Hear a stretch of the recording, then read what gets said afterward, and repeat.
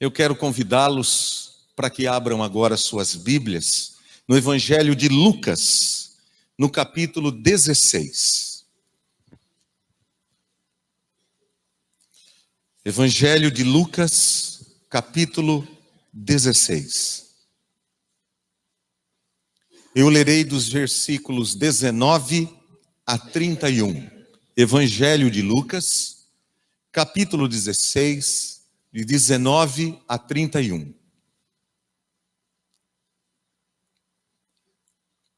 Por favor, acompanhe a leitura da palavra, que nos diz assim: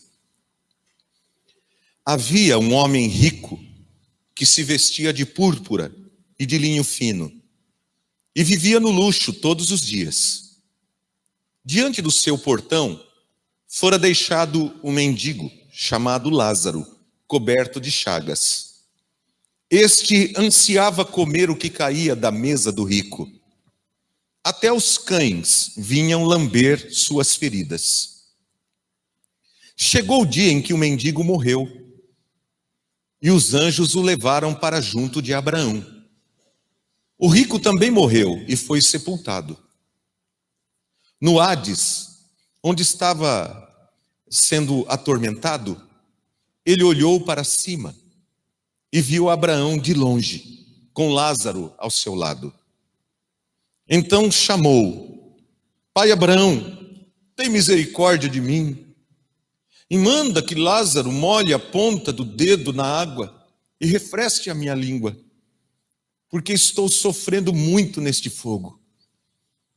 Mas Abraão respondeu: Filho, lembre-se que durante a sua vida você recebeu coisas boas, enquanto que Lázaro recebeu coisas más. Agora, porém, ele está sendo consolado aqui, e você está em sofrimento. E além disso, entre vocês e nós, há um grande abismo, de forma que os que desejam passar do nosso lado para o seu, ou do seu lado para o nosso, não conseguem. Ele respondeu: Então eu te suplico, pai, manda Lázaro ir à casa de meu pai, pois tenho 5 irmãos. Deixa que ele os avise, a fim de que eles não venham também para este lugar de tormento. Abraão respondeu: Eles têm Moisés e os profetas, que os ouçam. Não, pai Abraão, disse ele, mas se alguém dentre os mortos fosse até eles se arrependeriam. Abraão respondeu: Se não ouvem a Moisés e aos profetas, tampouco se deixarão convencer, ainda que ressuscite alguém dentre os mortos. Que Deus abençoe, meus amados irmãos, a sua preciosa palavra, ela edifique a toda a igreja nesta noite. Meus irmãos, o que faz uma pessoa viver a sua vida como bem entende, não considerar a vontade de Deus, viver deliberadamente no erro, afrontando a Deus, e ainda achar que quando a sua vida chegar ao final, ela terá algum direito de tranquilamente entrar no céu, viver na presença de Deus, se ela nunca se importou com Deus.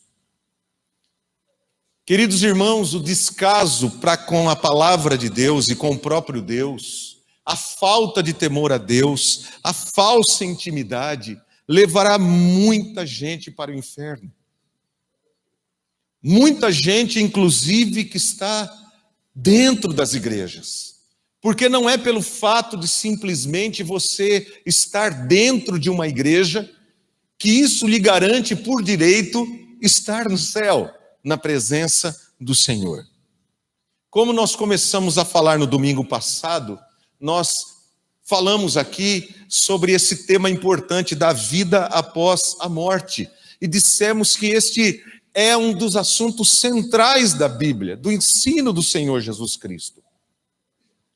Quando nós estudamos a palavra do Senhor e percebemos desde o início lá do Gênesis, quando Deus nos criou, Ele nos criou com uma parte material, que é o nosso corpo, e com uma parte imaterial, que é a nossa alma ou o nosso espírito. Para a Bíblia Sagrada, alma e espírito são a mesma coisa. São a mesma coisa. Então, o ser humano é constituído destas duas partes distintas. Uma parte material, que é o seu corpo, e uma parte imaterial, que é o seu espírito. Quando morremos, a parte material, que é o nosso corpo, ela volta para a terra, de onde ela veio. Tu és pó, e ao pó voltará. Os átomos que constituem o nosso corpo, eles não são aniquilados no momento da nossa morte. Eles continuam a existir em um outro estado. Já a nossa alma, ela é imortal. Ela não é uma substância composta como o nosso corpo. Ela não é suscetível à decomposição. Ela continua a existir após a morte. Nós sabemos, porque nós vemos, quando alguma pessoa que nós amamos morre, nós vamos lá no velório dela e nós presenciamos o corpo sendo colocado dentro de um caixão e depois baixado à terra, e nós vemos ali o que acontece. Está ali o corpo daquela pessoa. Mas e a alma? Para onde vai a alma? O que significa aquele texto lá de Eclesiastes que diz que o pó volte à terra como era e o espírito volte a Deus que o deu? O que isso significa? Será que todas as almas de todas as pessoas que morrem, então elas vão para o céu, já que volta para Deus? Será que esse voltar para Deus significa ir para o céu, estar na presença do nosso Deus? É exatamente isso que o texto desta noite, ele nos esclarece, através desta mensagem de nosso Senhor Jesus Cristo. Esse texto ele é apresentado na forma de uma parábola. A parábola, meus amados irmãos, nem todos os elementos de uma parábola, eles podem ser interpretados ao pé da letra. Mas o que importa da parábola não são os mínimos detalhes que você vê na parábola, mas o ensino fundamental que o Senhor Jesus Cristo queria trazer àqueles que o estavam ouvindo. E Jesus, em geral, ele tomava uma realidade de alguma situação que estava acontecendo, por exemplo, a parábola do semeador. Saiu o semeador a semear. Todo mundo sabia como que era um semeador, como o semeador ele semeava as sementes. E Jesus então toma aquela realidade da vida e começa ali a trazer um ensino importante. Parábola do joio e do trigo, né? Que o trigo foi plantado e o joio cresceu no meio do trigo. Tudo coisa que acontecia, mas o importante é o ensinamento. O que é que Jesus quer ensinar através daquela parábola? Então é importante aqui para nós tirarmos o ensino. E uma das coisas que Jesus nos ensina aqui, nesta parábola, é sobre a natureza da existência após a morte. É importante a gente entender quem que era o público-alvo de Jesus naquele ensino. O público-alvo de Jesus naquele ensino, além dos discípulos, eram os fariseus, aquele grupo religioso que costumava dizer de si próprio: nós somos filhos de Abraão. E pelo fato deles dizerem que eram filhos de Abraão, eles achavam que por causa disso, eles tinham livre acesso ao céu. Que quando eles morressem, todos eles iriam para o céu, porque eles eram figuras de proeminência religiosa dentro daquela sociedade. Eram os principais religiosos, além dos sacerdotes, naquela sociedade lá em Jerusalém. Eles costumavam, por exemplo, fazer a diferença entre eles e as outras pessoas, colocando um abismo entre eles e os outros. Eles eram eles e os outros eram os outros. Então havia um abismo, porque eles se achavam muito santos, enquanto todos os demais eram pecadores. Jesus vai usando as próprias palavras dos fariseus para mostrar para eles o perigo da maneira como eles estavam vivendo. Eles eram pessoas que amavam o dinheiro, eles gostavam do luxo, da riqueza, da vida fácil. Eles gostavam de estar sempre próximos de pessoas ricas que pudessem, através dessas pessoas, eles ganharem alguma coisa ou ganharem projeção dentro da sociedade. Jesus sabia de tudo isso. E talvez até, meus amados irmãos, Jesus utilize o nome Lázaro para o mendigo, porque você se lembra que Jesus ressuscitou um Lázaro. Você lembra disso, né? Jesus ressuscitou um tal de Lázaro, irmão de Marta e de Maria, da aldeia de Betânia. E talvez Jesus tome essa figura de Lázaro, porque os fariseus, eles não só, eles se colocaram contra a obra que o Senhor Jesus Cristo fez, mas eles queriam matar o próprio Lázaro que Jesus havia ressuscitado. Então Jesus toma todo esse contexto e ele traz aqui para a gente, então, essa parábola maravilhosa sobre vida após a morte. Lázaro, meus queridos, representa os humildes de coração. Você observa que em momento algum na parábola Lázaro abre a sua boca. Lázaro não fala nada enquanto está vivo na terra, e quando ele vai para o céu, você não vê Lázaro dizendo nada. Lázaro, ele está em silêncio em toda a parábola. Sabe por quê? Porque Lázaro, ele representa aqui para nós aquelas pessoas que são totalmente dependentes da graça e da misericórdia de Deus. Elas não têm o que falar, elas não têm onde se apegar, elas são totalmente dependentes e carentes da graça e da misericórdia de Deus para a sua vida. Não só a vida na terra, mas quanto também a vida no céu. E o que aprendemos aqui? Algumas coisas que eu quero trazer aqui para nós. Na vida futura, primeiramente, a situação dos oprimidos e dos opressores será invertida. Eu quero que você entenda que o rico não foi para o inferno porque ele era rico. E nem o Lázaro foi para o céu porque ele era pobre. Porque às vezes pode entender errado aqui a questão da parábola. O rico é porque ele colocava a sua confiança na sua riqueza e ele não se importava com Deus. Esse era o problema. Enquanto Lázaro, que era mendigo, ele colocava toda a sua esperança, a sua confiança em Deus e na providência de Deus para com a sua vida. Mas o que acontece? No momento em que ambos morrem, a situação muda.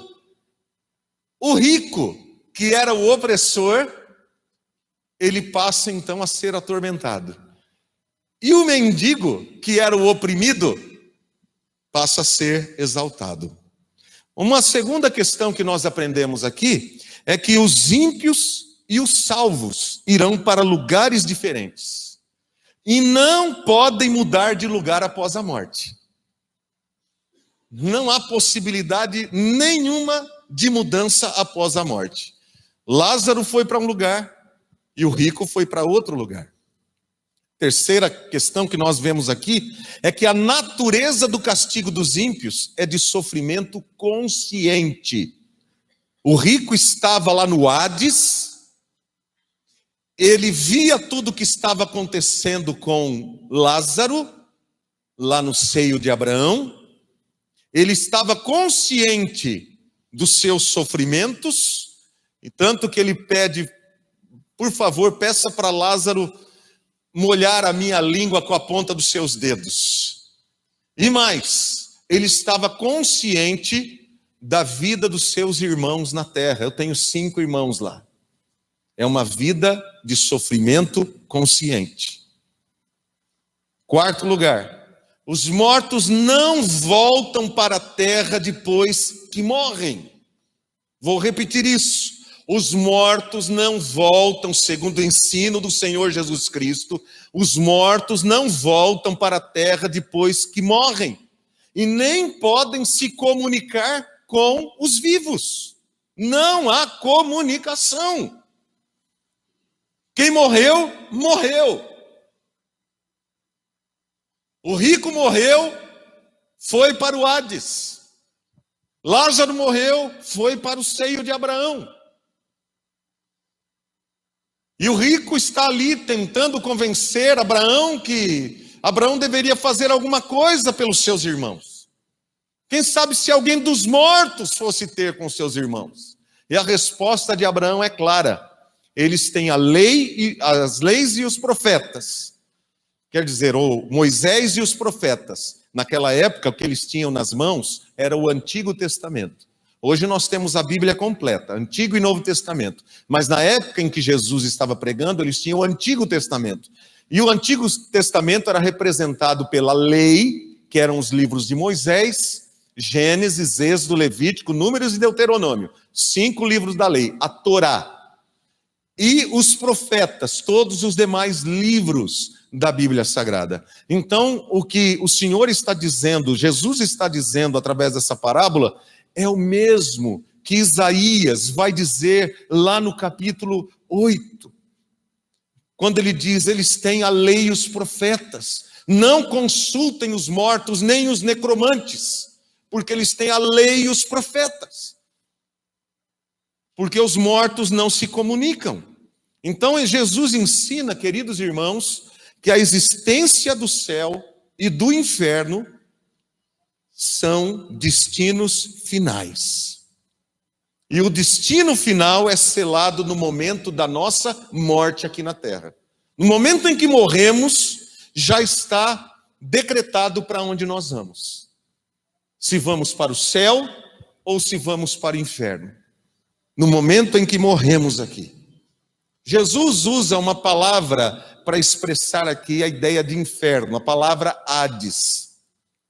Essa é uma palavra também usada na mitologia grega, mas é uma palavra tomada aqui na Bíblia pelo Senhor Jesus Cristo, porque ela servia bem para representar os sofrimentos da vida que existe no inferno. Então retrata essa realidade do sofrimento ali. Inclusive o credo apostólico vai falar também, desceu ao Hades, né? No credo apostólico nós também vemos esta expressão ali sendo utilizada. O que é o inferno na Bíblia Sagrada? O inferno é um lugar de sombras, de uma dimensão onde não há alegria, é um lugar de tormento, de miséria, onde há memória do passado. É um lugar onde há remorso, mas não há arrependimento. Você não vê uma vez sequer aqui o rico dizendo, me perdoa por tudo que eu fiz. Eu errei, eu vivi minha vida erroneamente, porque lá não há oportunidade disso. No inferno é um lugar de sofrimento mental e físico. E será a habitação dos ímpios por toda a eternidade. No inferno, meus amados irmãos, quem reina não é o diabo. Quem reina no inferno é Deus. Foi Deus quem criou o inferno. Como, pastor? Deus é bom. A gente gosta de falar, né, que Deus é bom, que Deus é amor. E Ele é. Deus é bom, Deus é amor.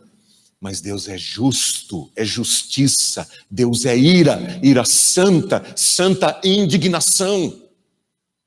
A Bíblia Sagrada diz que Deus preparou o inferno para o diabo, os seus anjos e todos aqueles que o seguem e o servem. O diabo será lançado lá. É um lugar de sofrimento eterno, inclusive para o diabo e os demônios. E para todos os ímpios, que não deram ouvidos à palavra do Senhor, que viveram ignorando os apelos de misericórdia, de graça, o chamado do Senhor, insistentemente, através da pregação do Evangelho, através das orações, através do testemunho dos crentes, e deram as costas. O inferno é o lugar onde só se conhece o Deus de ira. Sabe por quê os cristãos ou os crentes não conhecerão esse Deus? Porque a ira de Deus, que deveria cair sobre nós, caiu sobre Jesus Cristo. Foi desviada de nós, já caiu sobre Cristo. E é por causa de Cristo que nós não conheceremos esse Deus de ira. Hoje nós conhecemos pela graça e bondade de Deus, o Deus de misericórdia. Louvado seja Deus por isso. É por isso, queridos irmãos, que todos os apelos do ímpio rico não foram atendidos. Sabe por quê? Porque não há misericórdia no inferno. O inferno não é um lugar de misericórdia. Não é um lugar de misericórdia. Aqui na parábola, quando o rico pede a Abraão, chamando Abraão de pai, lembre-se que Jesus está querendo atingir aquele grupo chamado de fariseus, que costumavam chamar Abraão de pai. Jesus vai dizer deles em João capítulo 8, vocês não são filhos de Abraão, o diabo é vosso pai. Puxa vida, você já imaginou? A hora que eles ouviram isso, eles queriam matar Jesus. Que Jesus estava desmascarando aquela religiosidade superficial que não mudava o coração. Meus amados irmãos, quantas pessoas vivem essa religiosidade como uma verniz que se passa, né? Mostrando ali que está tudo certinho, está tudo bonitinho, eu não mato, não roubo, não faço isso, não faço aquilo. Mas o coração está longe de Deus. O coração está cheio de pensamentos ruins, de desejos malignos. Não faz, porque tem medo. Medo da lei. Medo de ter que pagar diante da lei por alguma situação. Mas quando está no recôndito ali do seu quarto, sozinho, longe das pessoas, como que é a vida? Como é a vida? Então, nessa parábola, quando o rico ele pede a Abraão, a ideia aqui, meus amados irmãos, não é que Abraão o estava ouvindo de fato. Não! A ideia aqui é que nem mesmo Abraão, a quem eles chamavam de pai, poderia fazer alguma coisa por eles lá no céu. Nem Abraão pode interceder por eles, nem Abraão. Há um texto lá em Jeremias, no capítulo 15, verso 1, do profeta Jeremias, diz assim, quando Israel queria clamar ao Senhor, eles estavam distantes, Deus já havia dado o veredito que eles iriam para o exílio. Diz assim, ainda que Moisés e Samuel comparecessem perante mim e intercedessem por vocês, eu não os ouviria. Falando para a nação de Israel, ainda que Moisés e Samuel, dois grandes do Antigo Testamento, ainda que eles intercedessem, eu não os ouviria. E aqui a ideia é essa, ainda que Abraão intercedesse por vocês, a quem vocês chamam de pai, eu não iria ouvir Abraão. E Abraão sabe disso. Então sabe qual é o problema maior do inferno? É que não há a quem clamar. Não há mais a quem clamar. Não há quem mais gritar por socorro. Não há mais. Não há mais, porque não há recuperação para aqueles que estão no inferno. O céu, Jesus utiliza aqui a expressão seio de Abraão para se referir ao céu, que é o aconchego do pai Abraão com seus filhos, né? Quando traz aqui, para o peito, né? O filho, é o pai trazendo o filho aqui para junto de si e acolhendo e abraçando e diz: vem cá, meu filho. Essa é a ideia aqui de seio de Abraão. É para este lugar que Lázaro foi levado logo após a sua morte. Diz que é um lugar de paz, é um lugar de comunhão, é um lugar onde não há lembranças tristes do passado. Não existe lembranças tristes do passado no céu. No céu não há sofrimento, como nós vimos aqui no domingo passado. No céu não há culpa, porque todos os pecados daqueles que estão lá já foram pagos e perdoados. É maravilhoso, queridos, que diz que quem levou Lázaro, a alma de Lázaro, assim que ele morreu, seu corpo foi enterrado, quem levou a alma de Lázaro para o céu foram os anjos. Os anjos vieram e levaram Lázaro para o seio de Abraão. Isso significa que a alma do crente, ela nunca estará sozinha. Quando nós deixarmos esse corpo mortal, essa habitação mortal, os anjos de Deus, que são ministros de Deus a serviço daqueles que hão de herdar a salvação, como está escrito lá em Hebreus.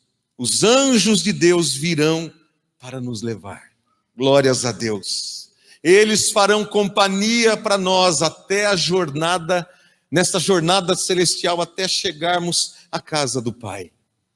Queridos, tão logo se vê separado dos irmãos o cristão na sua morte, separado dos seus irmãos em terra, ele será conduzido pelos anjos até a casa do Pai. O eleito, meus queridos irmãos, que parte dessa vida, será levado para os aposentos celestiais que Jesus foi preparar, aqueles da semana passada de João capítulo 14, para mais íntima comunhão com o Pai, com o Filho, junto com os patriarcas, Abraão, Isaque, Jacó, junto com os profetas, junto com os apóstolos, junto com todos os fiéis que morreram e que já partiram para a glória. Essa foi também a promessa de Jesus ao ladrão que estava ali crucificado ao seu lado. Quando aquele ladrão arrependido se volta para Jesus e diz assim a Jesus: Senhor, lembra-te de mim quando entrares no teu reino.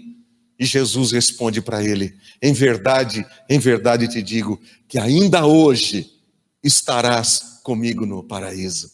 Queridos, que coisa maravilhosa essa promessa do Senhor, porque o destino final dos eleitos no céu é de felicidade perfeita e eterna. Glórias a Deus, glórias a Deus. Agora eu termino perguntando aqui: com quem nos identificamos nesta história?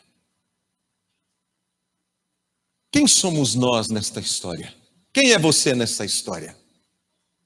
Será você o rico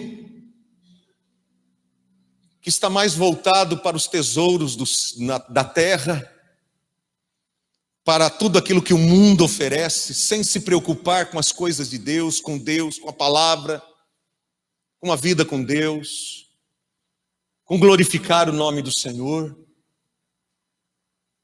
Ou você se parece mais com Lázaro, aquele que, apesar de não ter posses, não se preocupa também com isso, no sentido de correr atrás disso como se fosse a coisa mais importante da sua vida, mas que aprendeu a confiar no Senhor, o Deus de toda graça, o Deus de toda provisão, o Deus que não vai deixar faltar o pão de cada dia na minha mesa, que aprendeu a confiar e a depender da graça de Deus para a sua salvação. Com quem mais você se parece nessa parábola?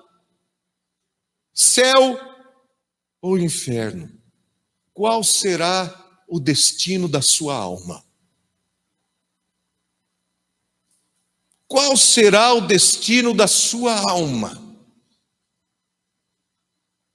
Havia um cântico que nós ensinávamos para as crianças que falava exatamente isso. Se o teu coração parar de bater agora, se você for embora, para onde você vai? Para onde você vai? O final dessa história é super importante, irmãos, porque revela duas coisas que nós precisamos considerar. A primeira é que as escolhas que nós fazemos nesta vida definirão o nosso destino eterno. As escolhas que nós fazemos agora em nossa vida definirão o nosso destino eterno.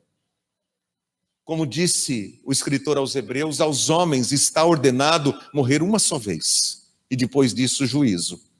Uma só vez. Nós não vamos voltar aqui. Voltar uma vez, outra vez, e outra vez, e outra vez, e nascermos várias vezes, um ciclo aí, até alcançarmos a perfeição, fazermos a própria autoexpiação da nossa vida. Não, eu sei que é a religião que prega isso. A minha família vem de uma religião que pregava isso. Meu pai é filho de um médium. Meu avô era médium espírita.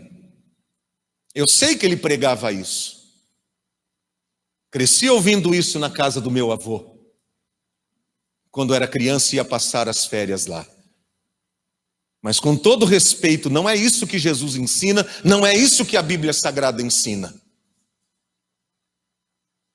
A Bíblia Sagrada ensina que quando você morrer, seu destino está selado.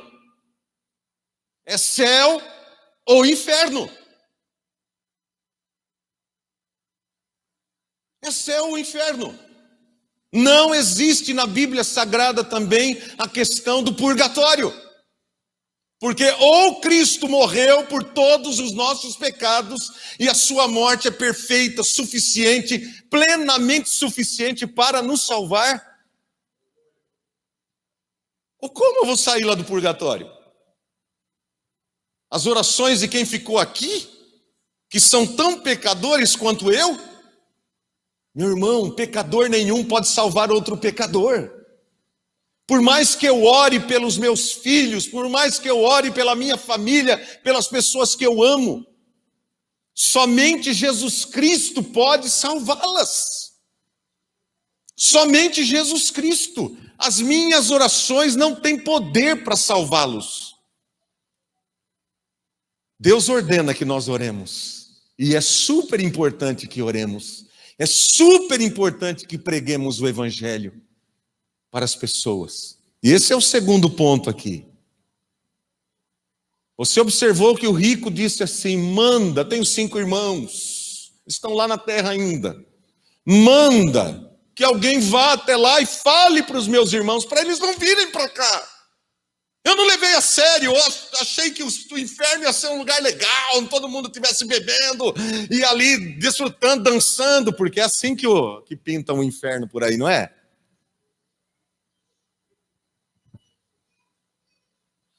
Mas ele fala: o negócio aqui é terrível e eu não quero que os meus irmãos venham para cá. Não quero. Por isso eu quero dizer, meus amados irmãos, se nós desejamos que os nossos familiares conheçam a verdade, precisamos pregar o Evangelho para eles enquanto eles estão juntos de nós. Enquanto eles estão conosco. Enquanto eles estão vivos e conscientes nos ouvindo. Quando nós falamos e eles nos ouvem, porque a fé vem pelo ouvir. E a palavra de Deus, ela é poderosa. O Evangelho é o poder de Deus para a salvação de todo aquele que crê. E nós precisamos pregar. Porque depois que morrermos, não haverá mais comunicação. Por mais que você queira até se iludir com estas questões, mas a Bíblia Sagrada diz que depois que morrer não haverá mais comunicação. Você poderá fazer como Saul procurou aquela médium na cidade de Endor e foi lá conversar com ela para que Samuel, que havia morrido, se levantasse e pudesse falar com ele. E o demônio que se levanta lá se passando por Samuel, o que é que ele diz? Porque ele não estava autorizado a dizer outra coisa. Ele diz a mesma coisa que Deus já havia dito. Que Saul iria morrer. Que seus filhos iriam morrer. Porque não há como mudar aquilo que Deus escreveu. Não há como mudar aquilo que está sob o controle, autoridade e direção do Senhor. Não há como. Meus amados irmãos, se nós almejamos o céu, se nós queremos a salvação eterna de todo o nosso coração, eu sei que não depende de quem quer ou de quem corre, mas se alguma coisa dependesse de nós, o que caberia a nós? Nos voltarmos hoje para Deus de todo o nosso coração, porque a Bíblia Sagrada diz: hoje, se ouvirdes a sua voz, não endureçais os vossos corações. Hoje, porque a única certeza de vida que nós temos é hoje. Eu tenho esperança de que eu vou viver o amanhã, mas a única certeza é que agora eu estou respirando, agora eu estou andando, agora eu estou vendo. Então hoje é o que nós temos. Se nós amamos os nossos familiares e desejamos que os nossos familiares tenham um encontro pessoal com Jesus Cristo, porque só é possível, vimos isso daqui na semana passada: eu sou o caminho, a verdade e a vida, ninguém vem ao Pai senão por mim, disse o Senhor Jesus em João 14,6. Então, se os nossos familiares, não é a minha religião, eu vou dizer mais uma vez, a minha religião presbiteriana não me salva. A minha religião presbiteriana não salva a minha esposa e nem os meus filhos. Porque só Jesus Cristo salva. Somente Jesus Cristo salva. Eu louvo a Deus pela minha igreja.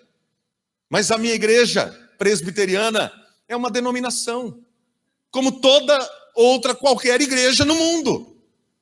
Não existe igreja que tenha o poder em si de salvar ninguém. Não existe religião que tenha o poder em si de salvar ninguém. Se houvesse, Jesus Cristo não teria necessidade de ter vindo ao mundo.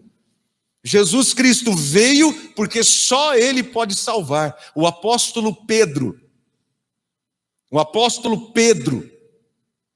que segundo os católicos foi o primeiro papa, o que é que ele dizia? Ele dizia assim, Atos capítulo 4, verso 12, porque não há salvação em nenhum outro, nem em cima no céu, nem embaixo da terra, não há outro nome pelo qual importa que sejamos salvos. Que nome é esse? Jesus Cristo, o Filho do Deus vivo. Ele é o único que pode salvar. Então, se desejamos que os nossos familiares, os nossos amigos que nós amamos, quando eles partirem daqui, eles possam estar na glória do Senhor, eles precisam ouvir a pregação do Evangelho. Você precisa orar por eles e pedir a Deus, Senhor, me dá uma oportunidade, me ajuda a construir uma oportunidade de poder falar do teu grande amor para eles, para que eles possam compreender o teu grande amor, possam se entregar a ti, abrirem o coração para o Senhor. Orar por eles, pedir a Deus por eles, entendendo o seguinte, que a salvação é uma obra exclusiva da graça de Deus. Se Ele quiser salvar, Ele salvará. E nada poderá impedi-lo de salvar. Mas Ele usa você, cada um de nós, a mim, para levar a mensagem de salvação às pessoas que ainda não conhecem. Que Deus te abençoe. Que você seja uma bênção nas mãos do Senhor. Orando por você mesmo, pelos seus amados, pelos seus familiares, pelos seus queridos, dando bom testemunho, pregando o Evangelho a todos eles, na esperança de que a graça maravilhosa do Senhor os alcance, em nome de Jesus. Amém, queridos? Vamos orar ao Senhor, fique em pé, vamos orar, depois nós estaremos louvando ao Senhor. Senhor amado, agradecemos por esta palavra que pudemos ouvir agora. Senhor, Tu nos mostraste aqui, de maneira rápida, poderíamos ter muitos outros assuntos aqui a serem falados, mas de maneira rápida, sucinta, objetiva, que existe uma grande diferença, Senhor, entre o céu e o inferno. O Senhor nos mostrou, Pai, que há pessoas que vão para o céu e há pessoas que vão para o inferno. Pai, nós cremos que só o Senhor Jesus Cristo tem poder para salvar e levar para o céu. E para ir para este lugar maravilhoso, nós precisamos receber a Ti, Jesus, como Senhor e Salvador do nosso coração. Não basta termos uma religião, precisamos ter o Senhor no coração. Por isso eu peço agora, Pai, se alguém que estiver aqui entre nós, queira, Senhor meu Deus, nesse instante, porque ouviu a palavra e creu, entregar a sua vida ao Senhor Jesus, eu peço agora que o Teu Espírito Santo o conduza aos Teus pés, que o Senhor venha perdoar todos os seus pecados e recebê-lo como filho para a glória e para a honra do Senhor. Eu oro, Deus, para que o Senhor nos desvie do caminho mau, do caminho largo. Ó Deus amado, por mais que ele possa parecer sedutor, Senhor, que nós possamos fugir desse caminho que conduz à perdição e buscar a Cristo, o único caminho que conduz à vida eterna. Nós oramos, Pai, confiados no Teu amor e na Tua graça, em nome de Jesus. Amém.